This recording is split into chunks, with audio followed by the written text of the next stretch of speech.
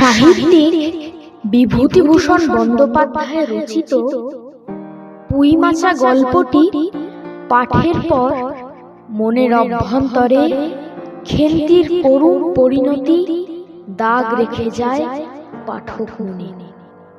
পাশাপাশি পাঠক হৃদয় আকুল হয় ওই পরিবারের বাকি প্রাণকটির কি হয়েছিল তা জানাতে।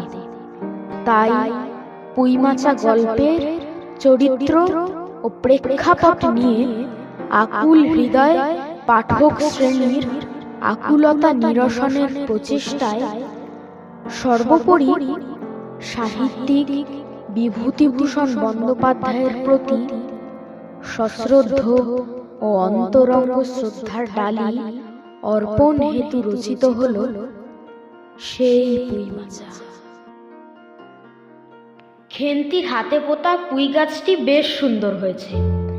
সারা মাচা তার শাখা প্রশাখায় ছেয়ে গেছে। মাঘ মাসের শীত বেশ জাঁকিয়ে পড়েছে।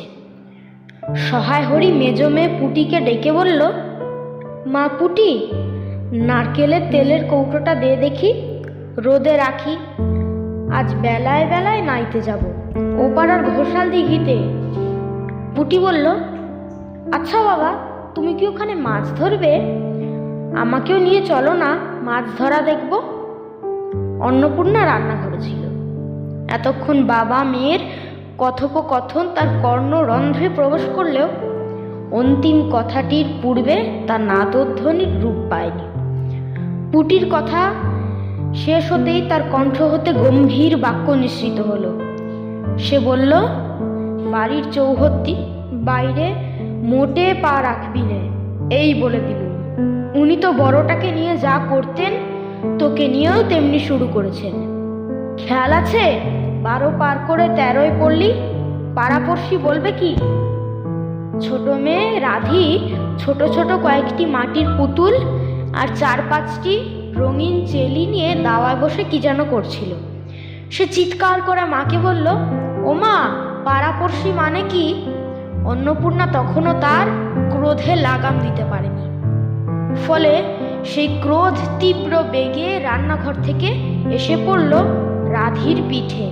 চেঁচিয়ে বলল, সারাদিন তো পুটির সঙ্গে ঘুরে বেড়াচ্ছ, এ আম বাগান সে আম বাগান, চৌধুরীদের দালান বাড়ি, দাস কাকিমার খামার বাড়ি, কোথাও তো বাদ রাখলে না। সব ঘুরে ফিরে এখন জিজ্ঞাসা করছে সীতাকার বাপ।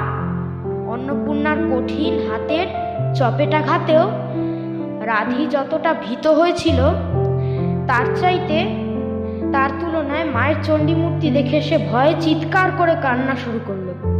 পরিস্থিতি বেগতিক বুঝে পুটি একেবারে ভিজে বিড়ালটির মতো গুটি গুটি পায়ে ঘরের ভিতর প্রবেশ করে ভাঙা দরমার বেড়ার আড়াল থেকে মায়ের চণ্ডী মূর্তি শাস্ত্রু নয়নে দর্শন করতে লাগলো এবং সেই সঙ্গে মনে মনে সে অনুসন্ধান করতে লাগলো জগৎ জননীর এমন রূপ ধারণের কারণ।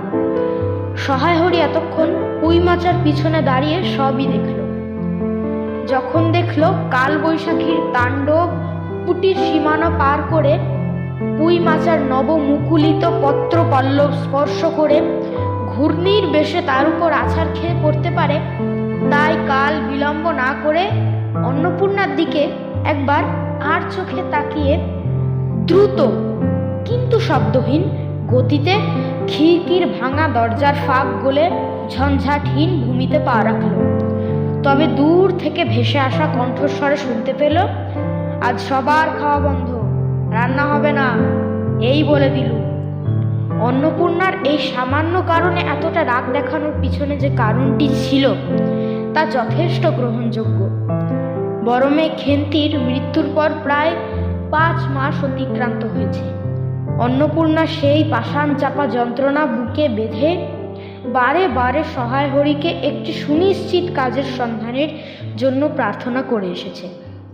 পরিবার দিন দিন হতদরিদ্র হয়ে চলেছে। পুটি রাধির বিবাহ দিতে হবে, কিন্তু কে শোনে কার কথা? তিনি যেমন তেমনই আছেন।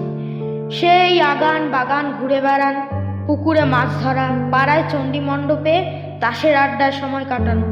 এই তার নিত্য নৈমিত্তিক সূচি।